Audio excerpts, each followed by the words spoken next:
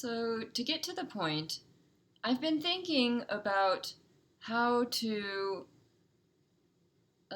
solve the problem of, implementing a decentralized autonomous organization. And uh, you can read my decentralized, so I finished a design for a DAO. It's at hackmd.io/the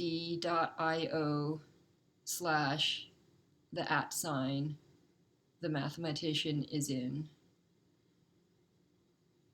But what I'm stuck on is finding um, a way that makes this implementation secure.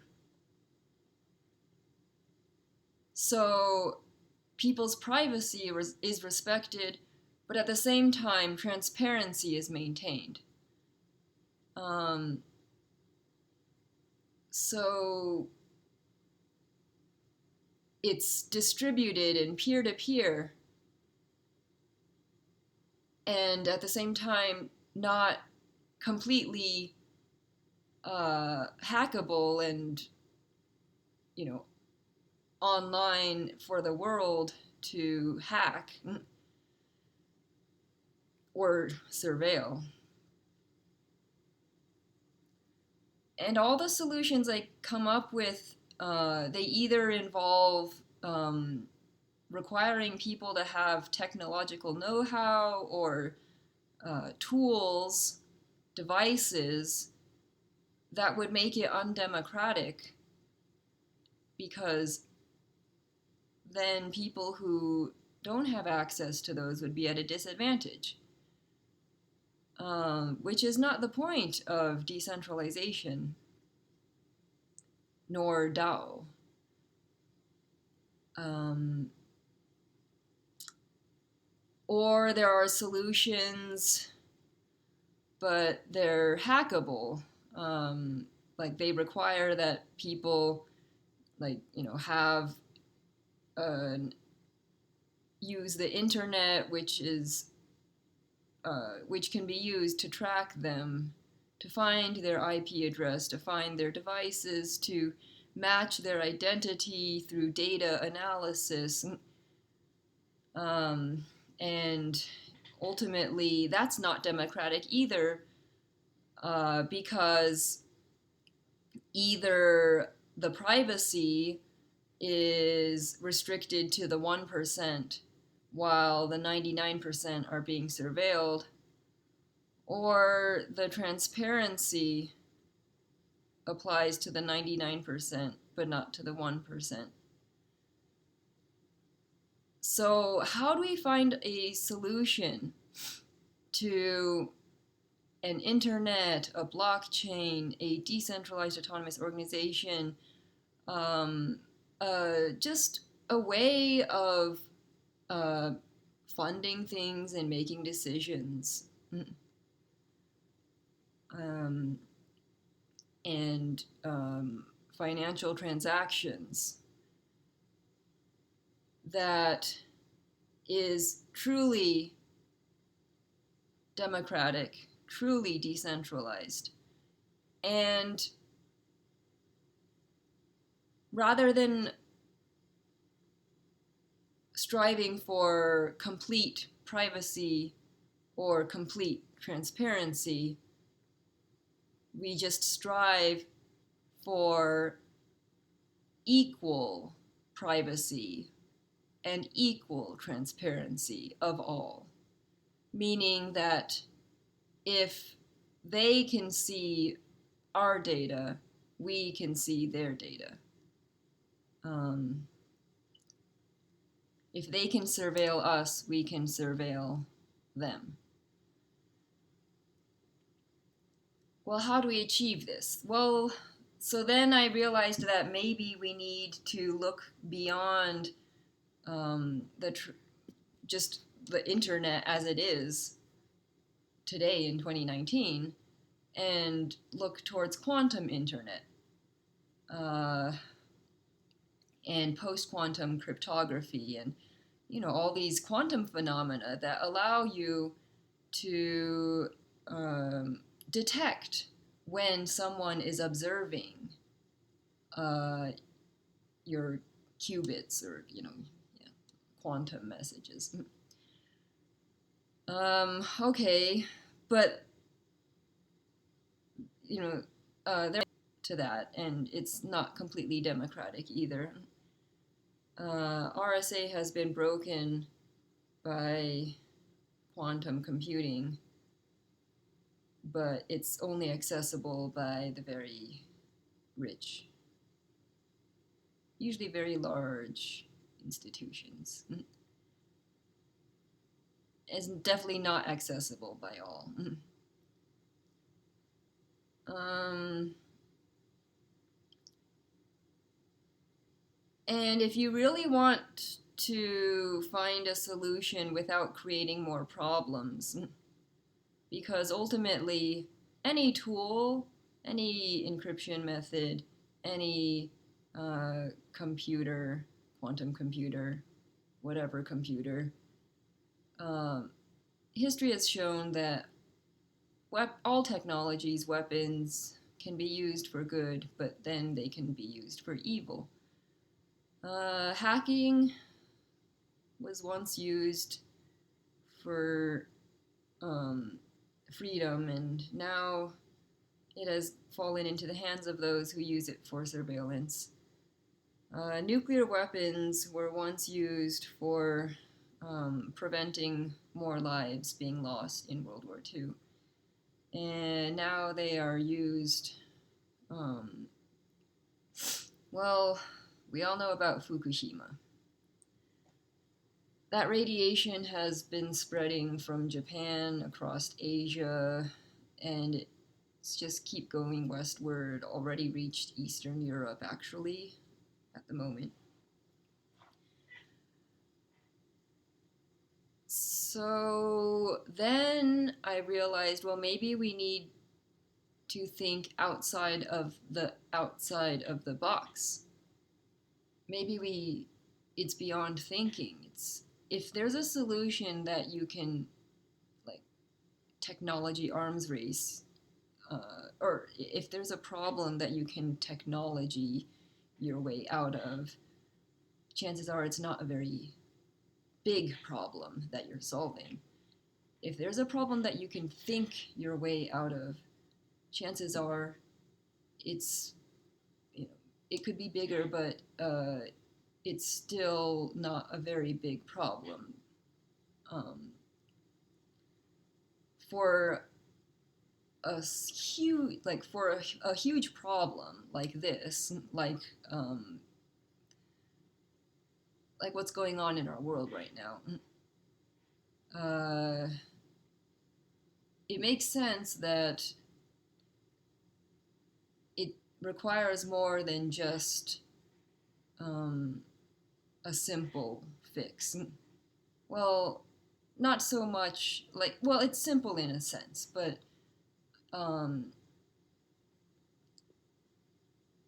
it's not.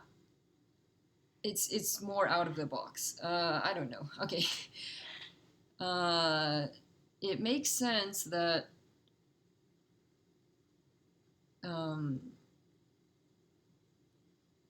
well, I'm getting inspiration from Zen Buddhism. It is very democratic. In fact, the sixth Grandmaster of Zen, who is also the last Grandmaster, they didn't pass down the robe further from there. For many reasons, well, very clear reason. First of all, the sixth Grandmaster of Zen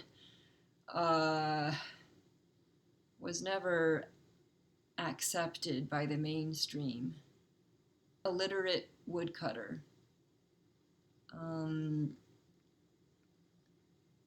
The fifth Grandmaster of Zen realized that their potential, their wisdom, really. Like they had a completely perfect understanding of the uh, philosophies.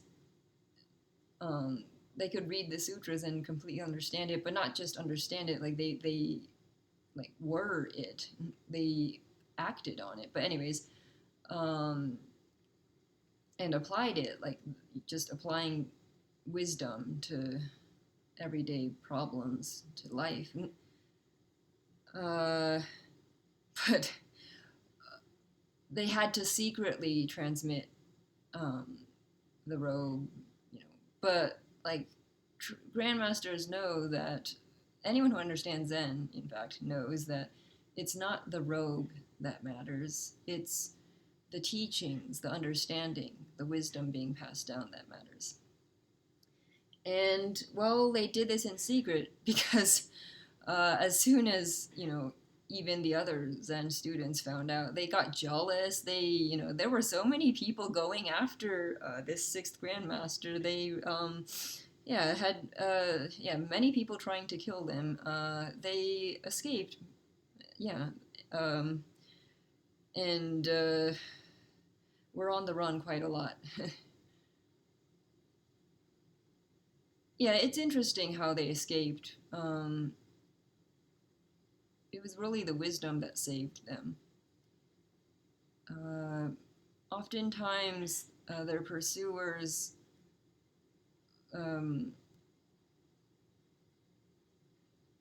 would, upon uh, the wisdom of their words of the sixth grandmaster, the pursuers suddenly understood and were enlightened in a way, and actually even some of them even became his students.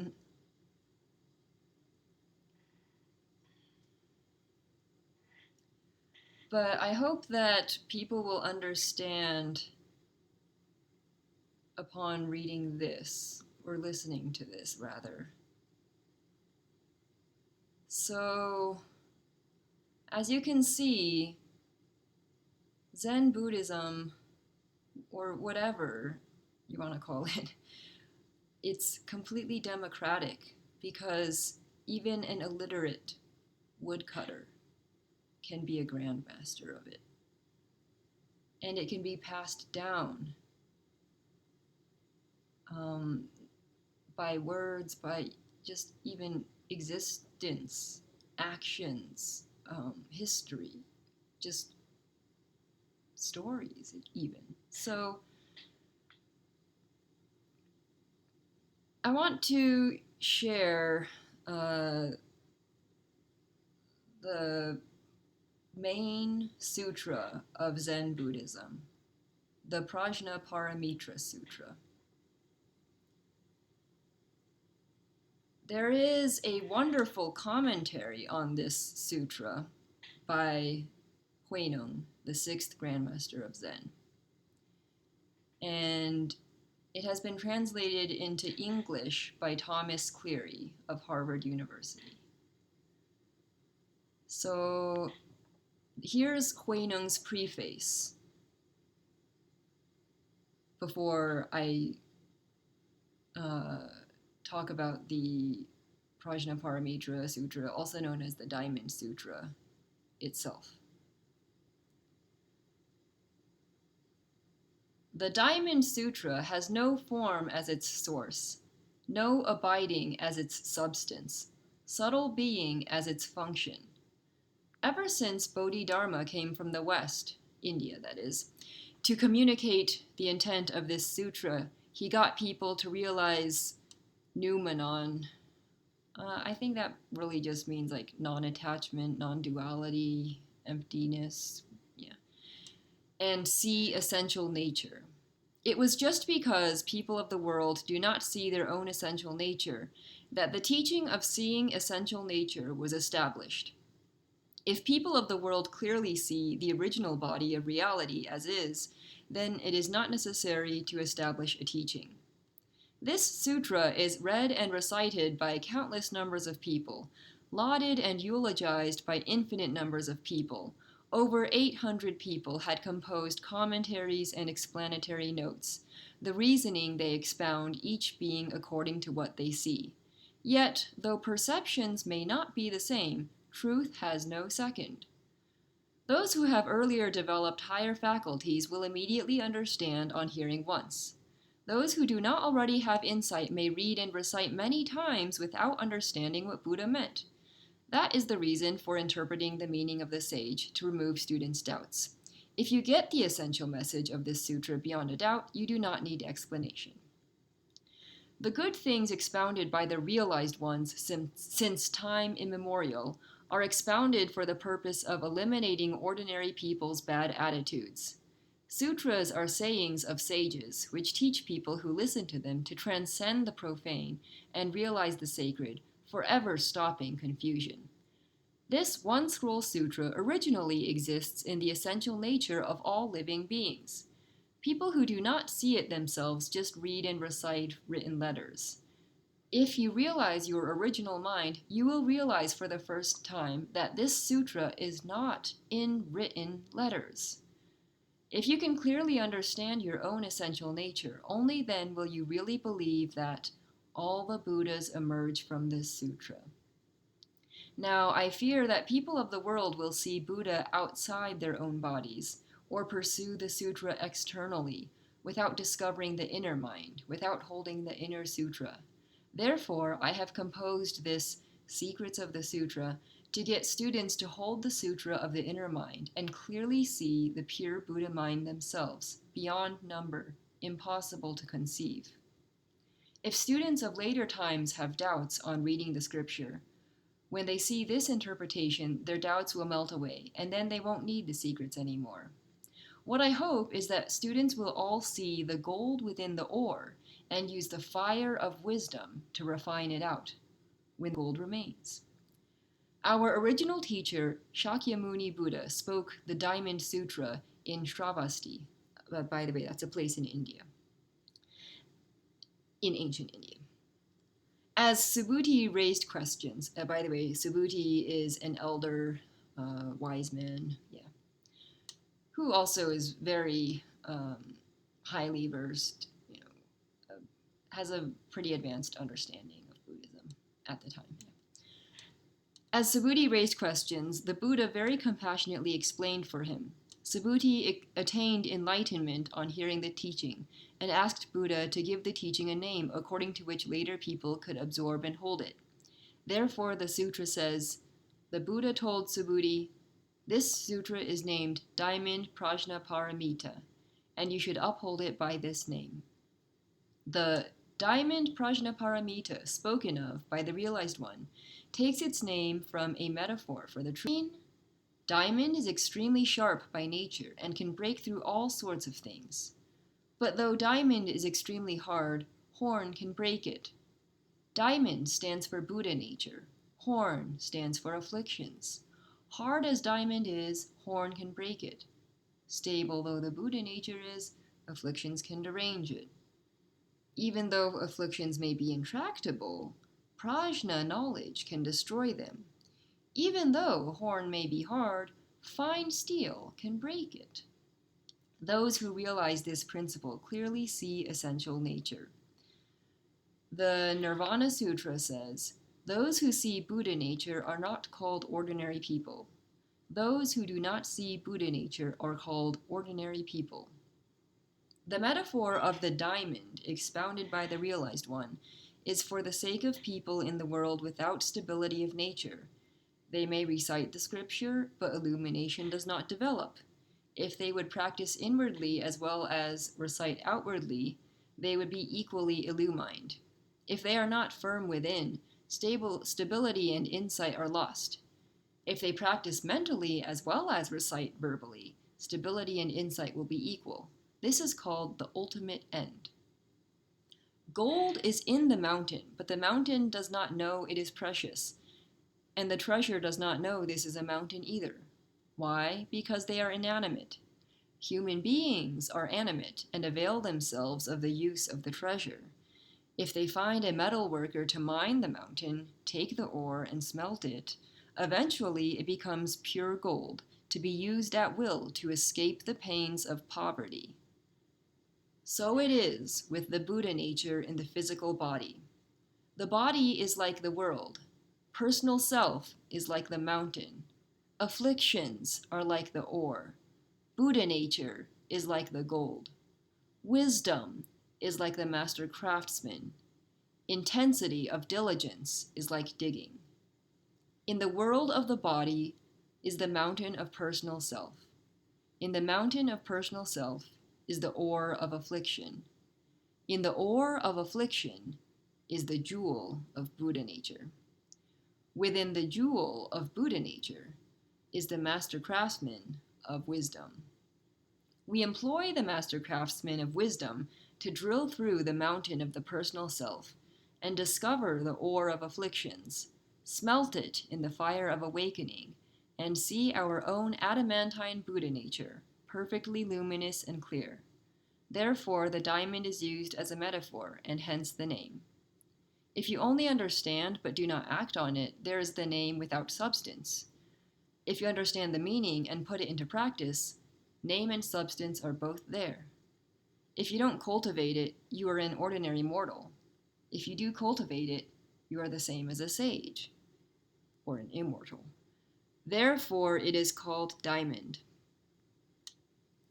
What does prajna mean? Prajna is a Sanskrit word rendered into Chinese as insightful wisdom. Insight is not giving rise to ignorant attitudes. Wisdom is having the appropriate expedients. Insight is the substance of wisdom. Wisdom is the function of insight. If there is wisdom in substance, function is insightful and not ignorant. If there is no wisdom in substance, function is ignorant without insight. It is just to get rid of ignorance, folly, and being unenlightened that we cultivate insightful wisdom. What does paramita mean? It is rendered into Chinese by reaching the other shore. Reaching the other shore means detachment from birth and death. Just because people of the world lack stability of nature, they find appearances of birth and death in all things, flow in the waves of various courses of existence, and have not arrived at the ground of reality as is. All of this is this shore. It is necessary to have great insightful wisdom, complete in respect to all things, detached from appearances of birth and death. This is reaching the other shore. It is also said that when the mind is confused, it is this shore. When the mind is enlightened, it is the other shore. When the mind is distorted, it is this shore. When the mind is sound, it is the other shore. If you speak of it and carry it out mentally, then your own reality body is imbued with paramita. If you speak of it but do not carry it out mentally, then there is no paramita. What does sutra mean? It means a course. It is a road to the fulfillment of Buddhahood. Whenever people want to get on this road, they should inwardly cultivate the application of prajna in order to reach the ultimate end. If you can only recite it and do not act in accord mentally, then there is no sutra, no course. If you see truthfully and act truthfully, then there is a sutra in your own mind. Therefore, the realized one entitled this sutra the Diamond Prajna Paramitra Sutra. 金刚般若波罗蜜经.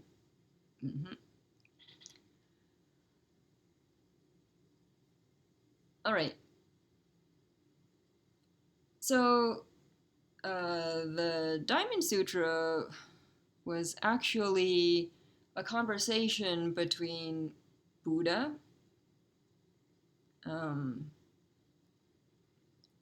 in China known as Shakyamuni Buddha, in India and the West, people might know him as, I think he was Siddhartha Gautama. Yeah. Um, he was like, yeah, he left his wife and children to pursue enlightenment, in a sense. He was born to a king who, his father received a prophecy that his son would either grow up to be the greatest warrior, conquer the world, or a sage. And the father wanted him to grow up to be a warrior and conquer the world. So he shut the, he just prevented his son from ever seeing suffering, pain. He never saw old people. He never saw sickness. He just grew up in this perfect palace world, and you know, his father thought that if he was never exposed to suffering, then he would never become a sage. But one day, Siddhartha Gautama Buddha ventured out, and he saw the world as it truly was, and he realized, well, what am I doing with my life? We're all gonna eventually get old and die, and so this perfect world that I've been living in, it's not going to last forever. And so the answer came to him in the form of enlightenment, Buddhism, yeah, wisdom. Mm-hmm.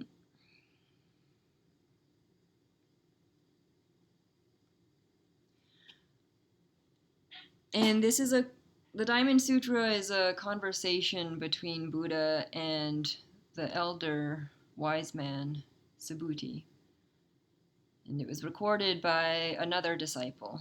Mm-hmm.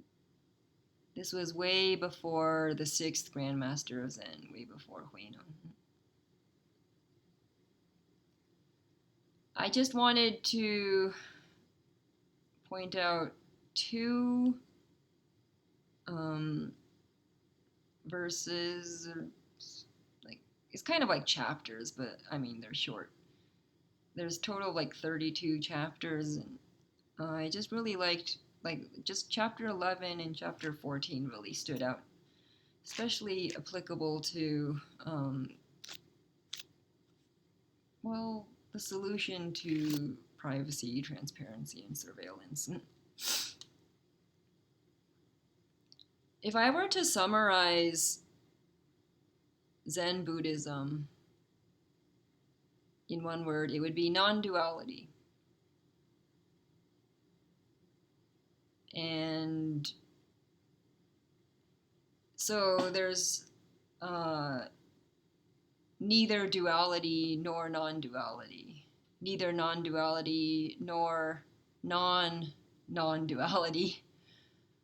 You can't say that duality is bad and non-duality is good, because that would be duality as well. It talks a lot about neither grasping nor rejecting. It talks about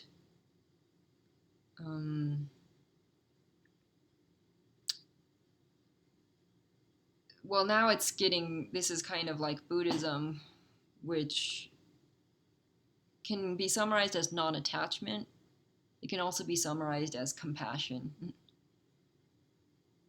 So non-attachment is the cause of all suffering.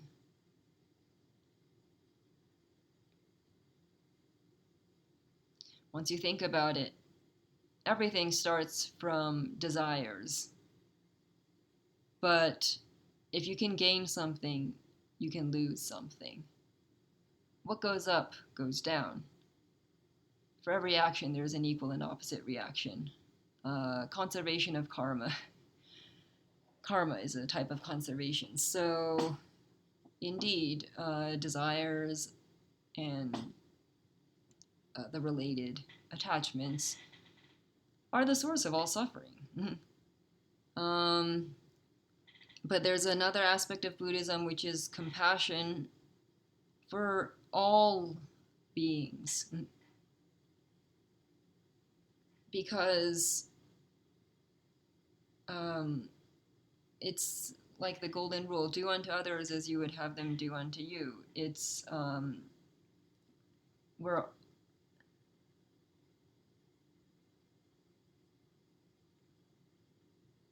and in a sense, everything that we do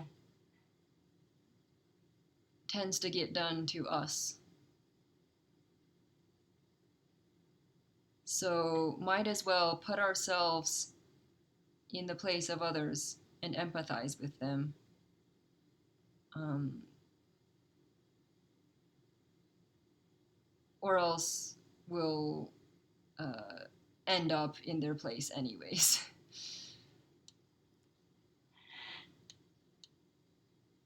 And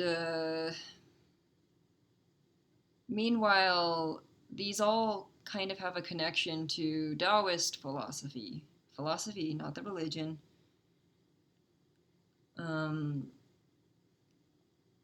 Which was ultimately my solution, or it ultimately gave, answered the problem of decentralized autonomous organizations. How a decentralized autonomous organization looks. And if I were to summarize Taoist philosophy, it would be, well, the first line of the Tao Te Ching, which was written by Lao Tzu, who was a government official who just, like around like retirement age, he got sick of it all the politics, all the like, just wherever there's people, there's politics. It's just unavoidable, I guess. If there are people, there will be politics. And he left the city walls to die in like the forest.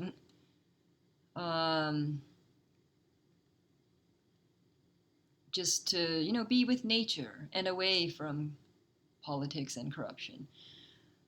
And he had written this book, the Tao Te Ching, of, well, all Taoist philosophy, all of the wisdom that he had learned.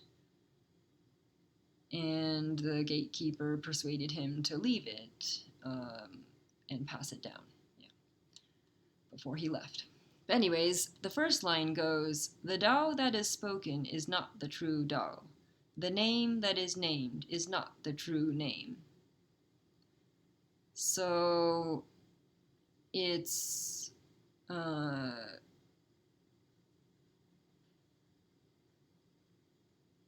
saying, don't listen to the words.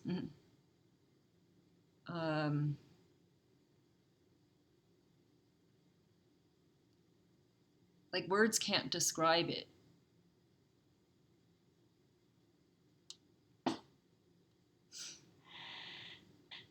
It's something that you kind of sense, or that you do, or that you be. It's not something that you say.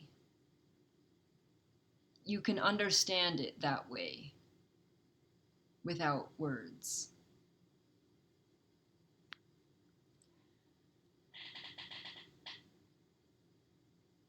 So there is no, like, it's empty, and formless, which is actually, in my opinion, very refreshing.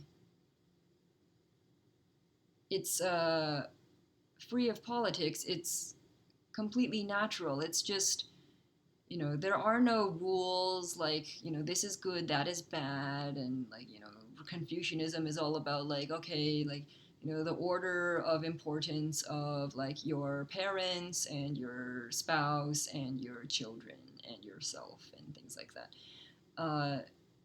It's like, no, we don't need all these rules. Nature will take care of things. So go with the flow. Um,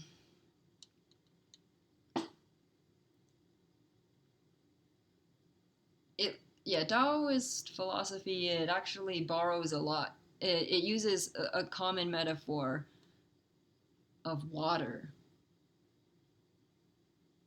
And it's perfect for decentralization because it's all about, well, people, like, things happen the best, people work, do the best when you just let them, like, be free and natural. um,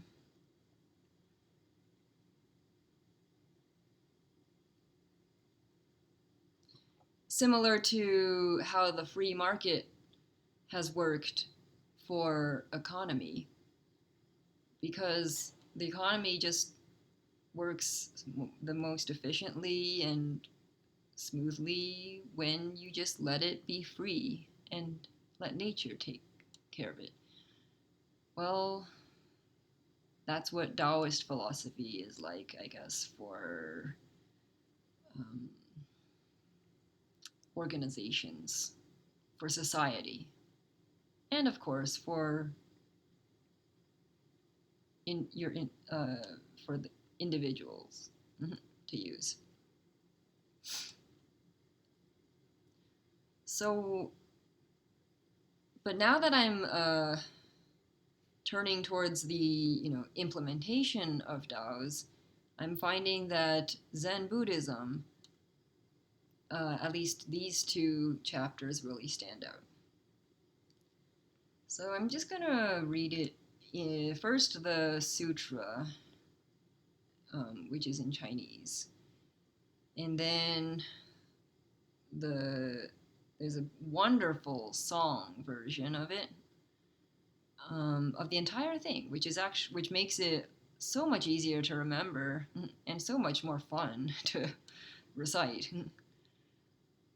And then I'm going to read Hui Neng's commentary on these excerpts of the Diamond Sutra, translated into English by Thomas Cleary. Right. So the 11th chapter is called Wu Wei Fu Sheng. By the way, Wu Wei Fu Sheng, it's translated by Hui Neng, by Cleary, as the superiority of uncreated blessings. But really, Wu Wei is a concept from Taoist philosophy, and it just means not seeking.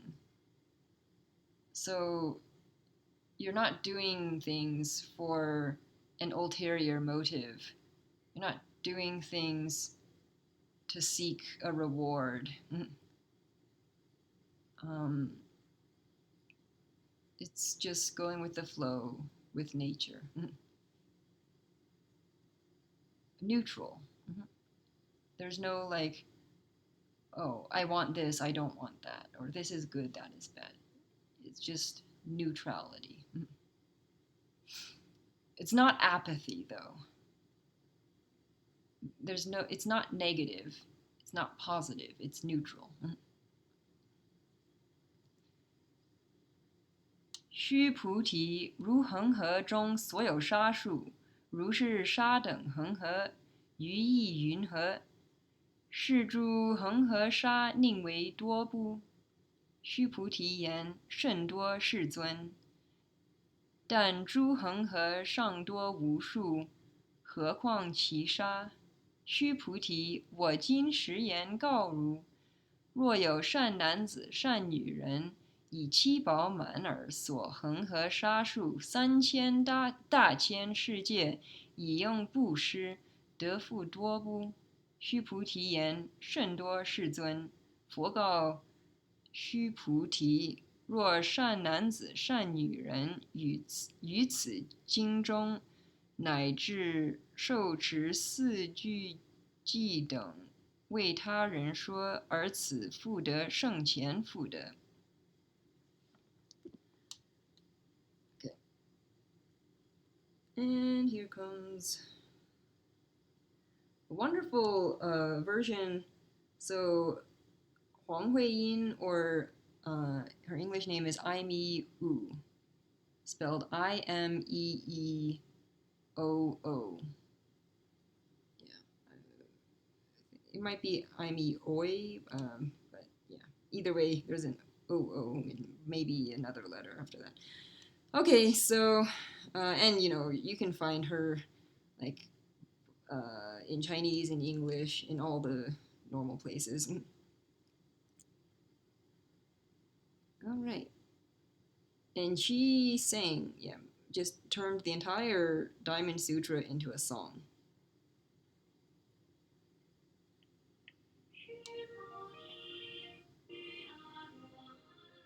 Skipping to the 11th chapter. Here we go. Okay, starting. There we go.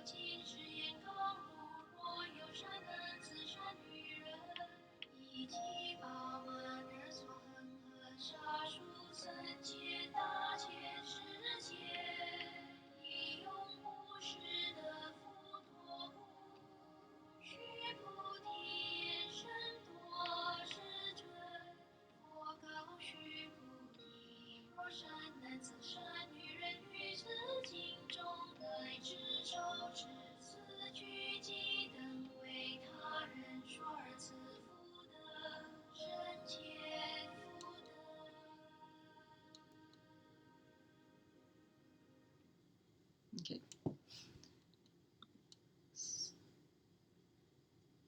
This is a short one.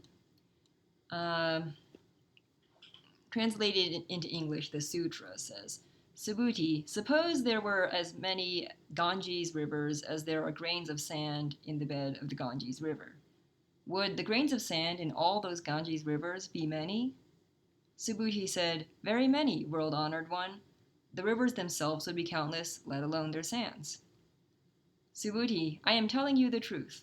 If a good man or good woman filled as many billion world universes as grains of sand in that many Ganges rivers with precious substances, and used all that to give in charity, would there be much blessing gained? Subhuti said, very much, world-honored one. The Buddha said to Subhuti, if a good man or a good woman accepts and holds even the equivalent of a 4-line verse of this sutra and tells it to others, the blessing in this exceeds the aforementioned blessing. And Huineng's commentary, created blessings are limited. Uncreated blessings, so non-seeking blessings, are incomparably superior. Therefore, the sutra follows up with a section on the superiority of uncreated blessings. If you give precious things in charity, you will be rewarded with worldly wealth and status. But if you expound the scriptures of the great vehicle and cause the hearers to develop great wisdom, you attain the supreme way. So you should know that the blessing of accepting and holding surpasses the blessing of the aforementioned precious substances. That's all.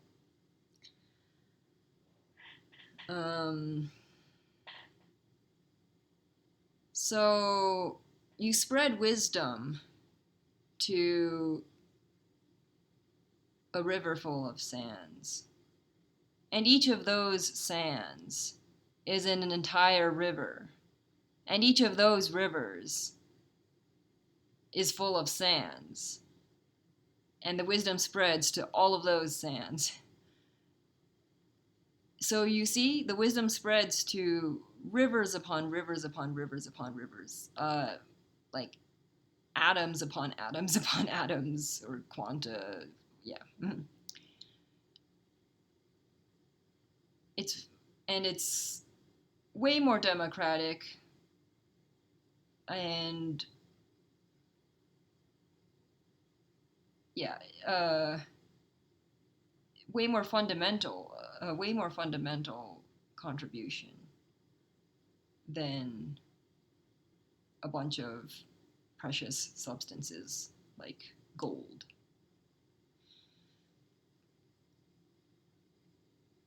Okay, and then finally, chapter 14.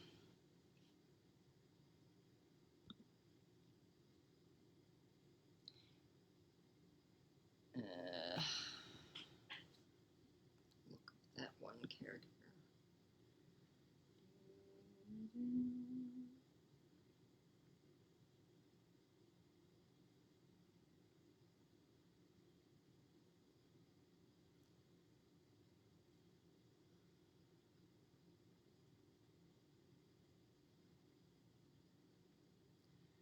Okay, I just have to look up one character that I forgot to look up. Well, I just don't know this one. It's called Key. Yep. 离相寂灭分, 离相寂灭, that's the 14th chapter's name. It means detachment from appearances and silent extinction. It's translated as absolute peace beyond forms. Yeah, I think the translation's better. And I'm going to skip the first part. It's kind of a long one. 须菩提，忍辱波罗蜜，如来说非忍辱波罗蜜，是名忍辱波罗蜜。何以故？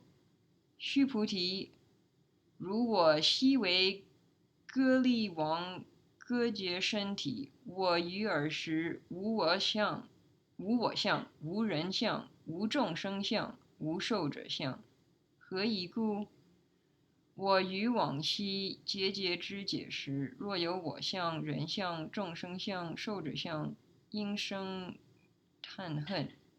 须菩提，又念过去于500世作忍辱仙人于尔所示，无我相、无人相、无众生相、无寿者相。是故须菩提，菩萨应离一切相，发阿耨多罗三藐三菩提心。不应住色生心，不应住声香味触法生心，应生无所住心。若心有住，即为非住。是故佛说，菩萨心不应住色布施。须菩提，菩萨为利益一切众生，应如是布施。如来说，一切诸相即是非相，又说一切众生即非众生。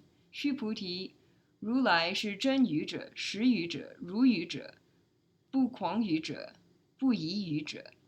须菩提，如来所得法，此法无实无虚。须菩提，若菩萨心住于法而行布施，如人入暗，即无所见。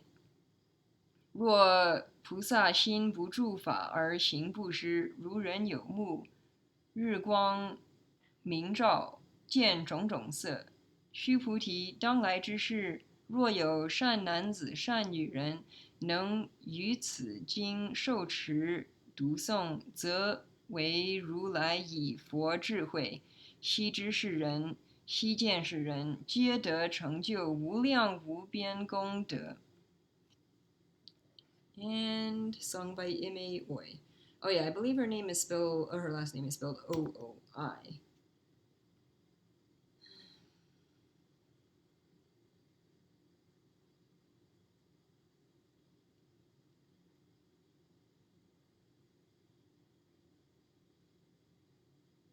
Okay. All right. And now, so yeah, this is, okay, I'm gonna skip to the 14th.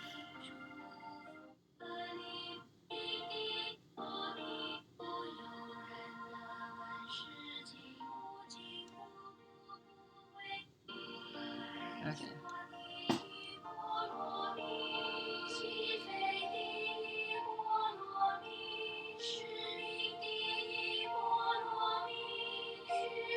Okay, and this is where I started.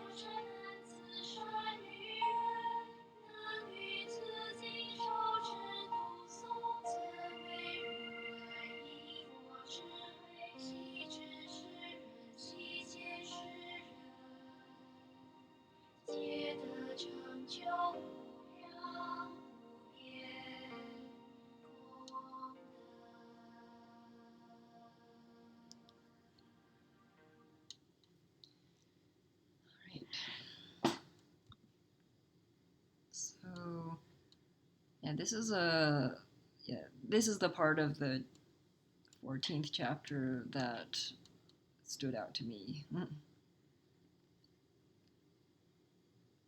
Okay, so first of all, just directly translate it to English. It goes, at least starting from where she sang.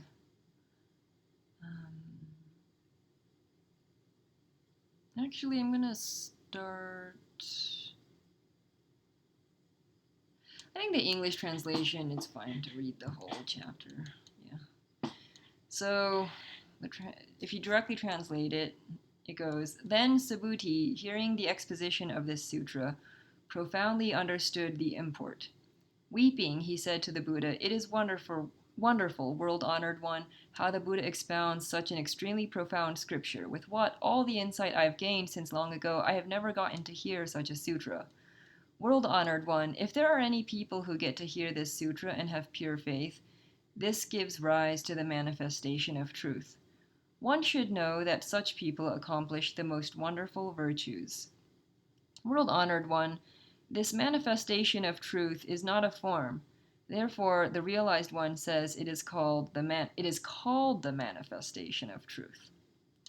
World-honored one, that I have now gotten to hear such a sutra, believe in it, understand it, and accept and hold it. It is not to be considered difficult. If, in a future age, in the final 500 years, there are people who get to hear this sutra, believe in it, understand it, and accept and hold it, these people will be most rare. Why? These people will have no image of self, no image of person, no image of a being, no image of a liver of life. Why? The image of self is not a characteristic. The image of person, the image of a being, and the image of a liver of life are not characteristics. Why? Being detached from all image, the four images of self, person, being, and liver of life. They are called Buddhas. Buddha said to Subhuti, "It is so, it is so." If, moreover, there are people who, on getting to hear this sutra, are not shocked, not frightened, and not intimidated, know that these people will be extremely rare. Why? Subhuti, the first perfection the realized one expounds is not the first perfection. This is called the first perfection. Subhuti, the perfection of patience under insult, the realized one says, is not perfection of patience under insult. It is called the perfection of patience under insult. Why? Subhuti. Okay, so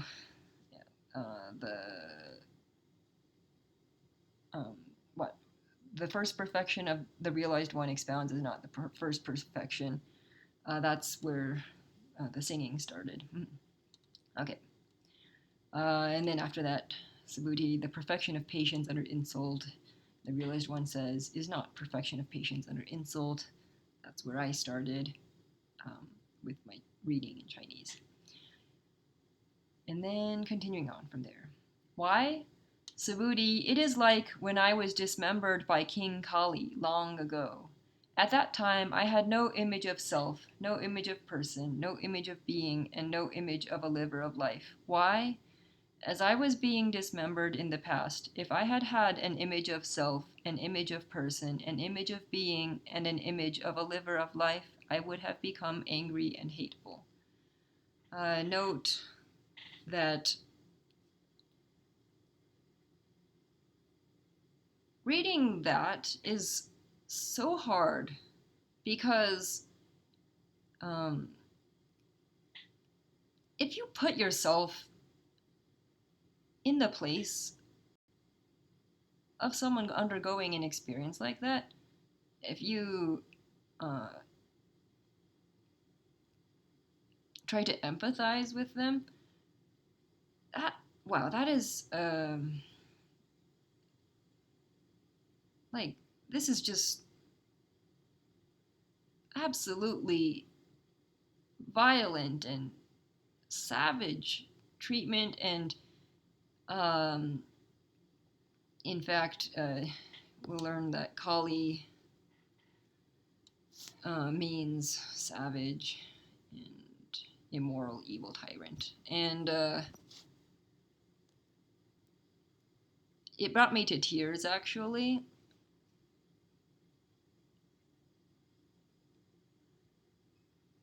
But it was not only tears for, well, Buddha's long ago reincarnation by King Kali, but also tears for King Kali because he's going to eventually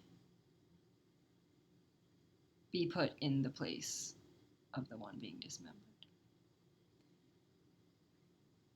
It's how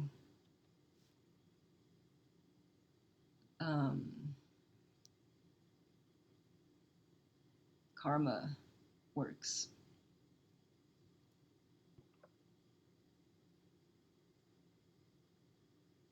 Unless you're enlightened and beyond the cycle of karma.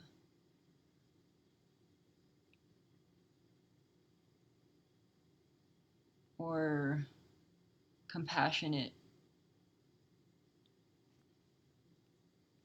and put yourself in the place before you act and do unto them.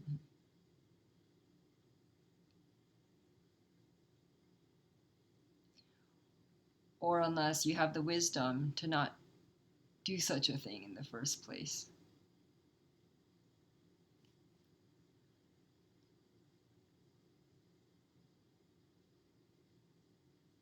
There will be more about this later.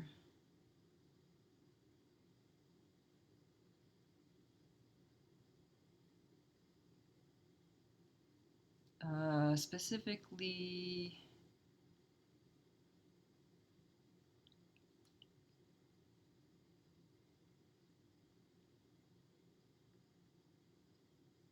well, there's another sutra, chapter about transcending and being free from the cycle of birth and death, from the cycle of karma, which is that you realize your reality body, which is not the physical body. The physical body comes and goes. We change it every reincarnation. But the reality body is the real body. And it's not a physical body. And it's what stays, whether you're in this world or that. Whether you're in this reincarnation or that. Whether you're, free from all of the birth and death or not. It's the reality. And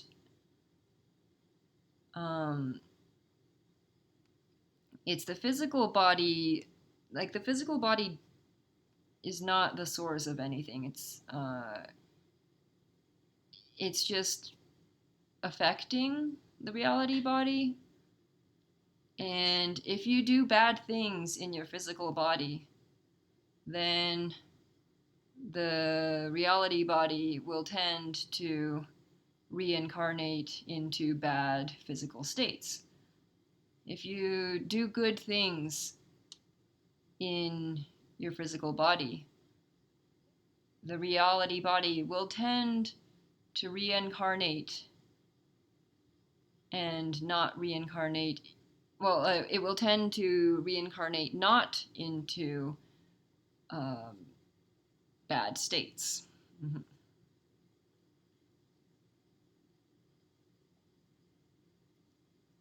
The physical body is just a manifestation. It's just a tool, a way for the reality body to interact with the physical world.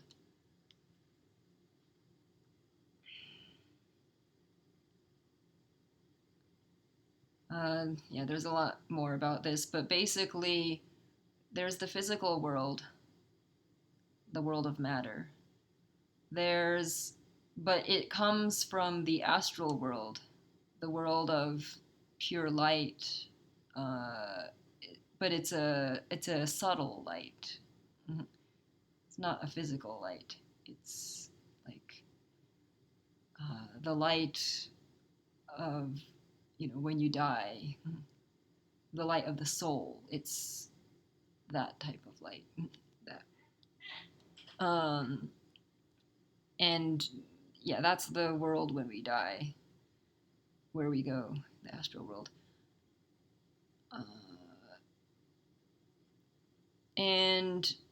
But even the astral world, it comes from the causal world, which is pure consciousness. So there's this constant changing of states between matter and energy, but it's not a physical energy, it's a subtle energy, like the spirit world, like the soul. And then consciousness, just pure consciousness, like a wave, like a brain wave, but it's not a physical one, it's a conscious, abstract one. And that is what created everything.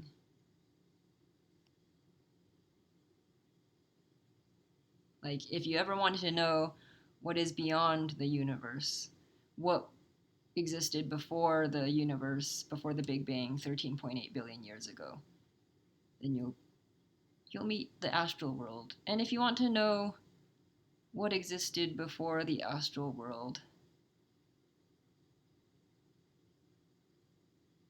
what's beyond the astral world, what's beyond black holes of black holes of black holes, and beyond the physical, beyond the spiritual consciousness. All right, continuing on with the sutra.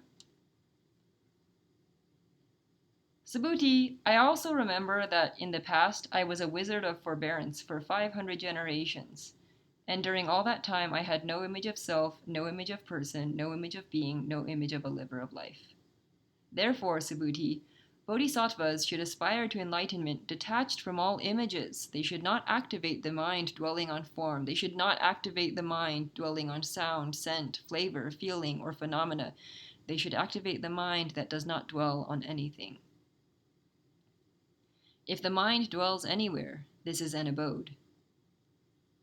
This is why Buddha says the mind of bodhisattvas should not dwell on matter as they give charity. Subhuti, bodhisattvas should give in this way so as to benefit all beings. The realized one, coming from thusness, says that all appearances are not characteristics and that all beings are not beings. Subhuti, the realized one is one who speaks genuinely, one who speaks truly, one who speaks as is, one who speaks without deception, one who speaks without contradiction. Subhuti, the truth realized by the realized one has neither reality nor unreality.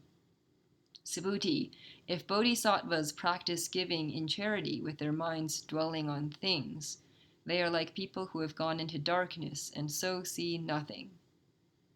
If bodhisattvas practice giving charity with their minds not dwelling on things, they are like people with sight in the sunlight, seeing all sorts of shapes and colors. I gotta say Huineng's commentary on this one. If bodhisattvas always practice the non-attached formless practice of prajnaparamita, they are like people with sight in broad daylight. What would they not see? And now my commentary on this. Andreas Antonopoulos, who is like he's a huge expert on cryptocurrency. At the blockchain training conference this year, 2019, during the Let's Talk Bitcoin podcast, he said that if you really want to solve surveillance and make people care about not surveilling people unethically, you surveil the surveillors. If you want people to care about privacy and to respect other people's privacy, you go after the privacy of the people who are going after your privacy.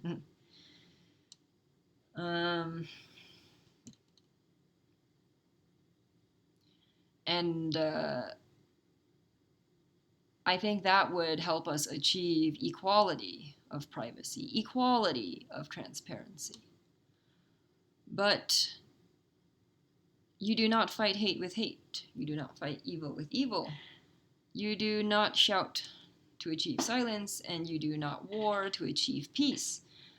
So one of the problems I was struggling with was how to implement this. Like we don't I don't think that it's a matter of like hacking into the surveilling hacking machinery, and I don't think it's a matter of arms race of encryption and post quantum encryption and cracking encryption and yeah, because that just goes on and on and on.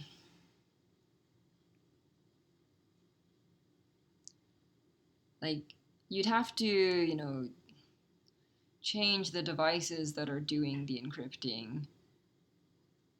And then you'd have to change the internet that the devices are running on, and you'd have to change the power sources that the internet is running on, and yeah, you just have to decentralize everything from the ground up, on and on and on to the source, which is well, okay, quantum physics as well. So getting down to just the every quanta of information, which is kind of related to telepathy. So there's a lot of psychic abilities that are becoming more and more prevalent in the human, um, yeah, just in humans. Humans are getting more psychic, more telepathic. But what's the source of that? Well, if bodhisattvas practice giving charity with their minds not dwelling on things, they are like people with sight in the sunlight.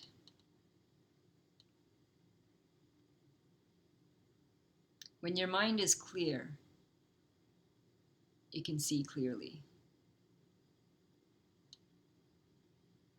Ultimately, the greatest computer is neither your laptop nor a quantum computer. Not even exactly your brain, but more like your mind, or just your, well, just, yeah, yourself.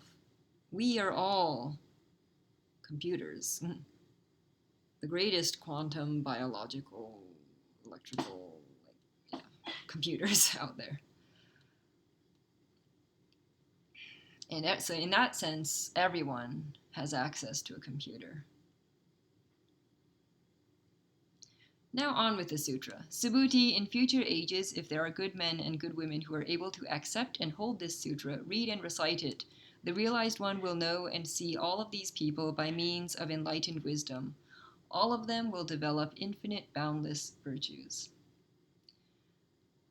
Um, okay, I don't think that the rest needs commentary, but here's Huineng's commentary on this last stanza. In future ages means the last 500 years after the extinction of the realized one. So after the death of the Buddha. The Buddha lived around like 1000 BC. Yeah. And then, when they died, their disciples wept, um, even though, he told them that there's no reason to weep when you're unattached and I'm always with you.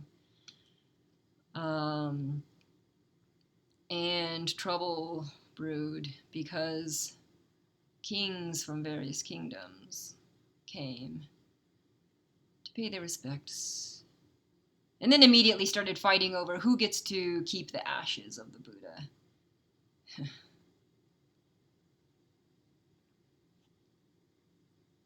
Without any consideration for, well, the disciples of the Buddha. They split up the ashes among themselves. Well, actually, they were about to fight for complete custody of the ashes. But there was a wise one by the name of like Duryodhana or something. No, it started with a D. Yeah, who convinced them to just split the ashes among themselves.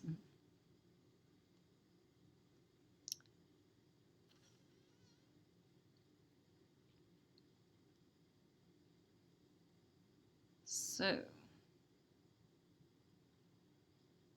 come in contact with this sutra, receive it from teachers, read and recite it mindfully, persevere without forgetting, cultivate practice according to the meaning, and realize the knowledge and vision of Buddhas.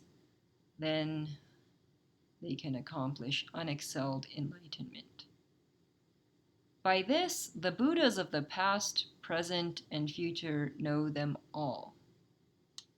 Thanks.